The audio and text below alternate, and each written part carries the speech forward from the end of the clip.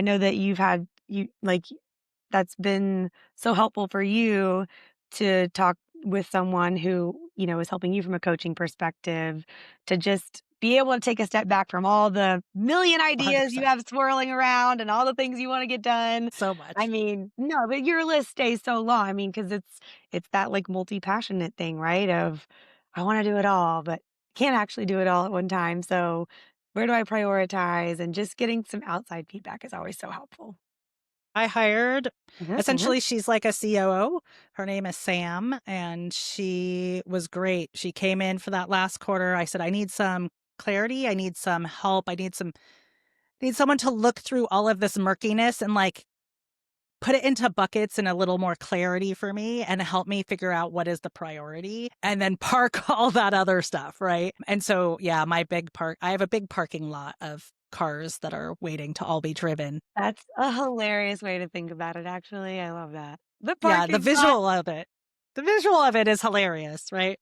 She's Yeah, like, no, "Oh, that's Shelly, another helpful. idea. Let's put it in the parking lot. Like, we're not going to forget about it. We're going to put a date." The thing that I love about the parking lot is that everything goes in on a certain date and then it has automatically assigned as a future date to go back and relook at it. And so, like, there's a new idea. I'm not ready to announce it publicly what it is. I did tell Lauren in the pre-tape, but I have this new idea that I really love, and it really leans into this idea around legacy and helping the creative community, and something that I have talked about in various ways over the last, I don't know, few years. I do think that the idea of collaboration and community and all of the things that both of us really love.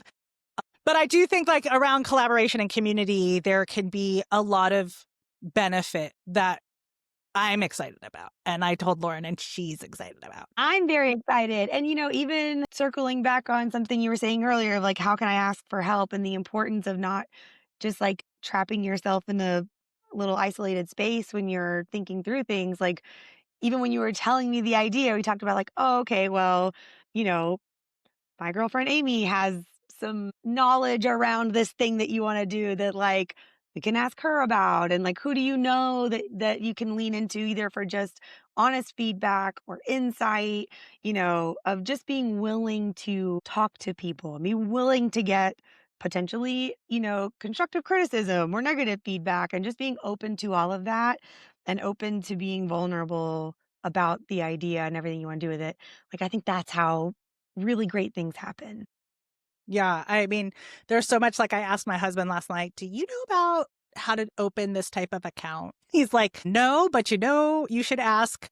Like, Yeah. my friend Jenny that was on the podcast, who started her own VC, like, she has all of this built now knowledge now from, like, doing her thing and finding funding and having to have different stuff that she's never had before. He's like, "You should talk to Jenny about this idea, and she'll probably know people." And I was like, "Oh, right." I just want to talk to, like, financial people basically about this idea of, like, what would that look like and how could I run it in different ways that maybe I'm not thinking about. So I don't know. It's exciting. And I do know that my COO would be like, "Shelly, this goes in the parking lot until a later date."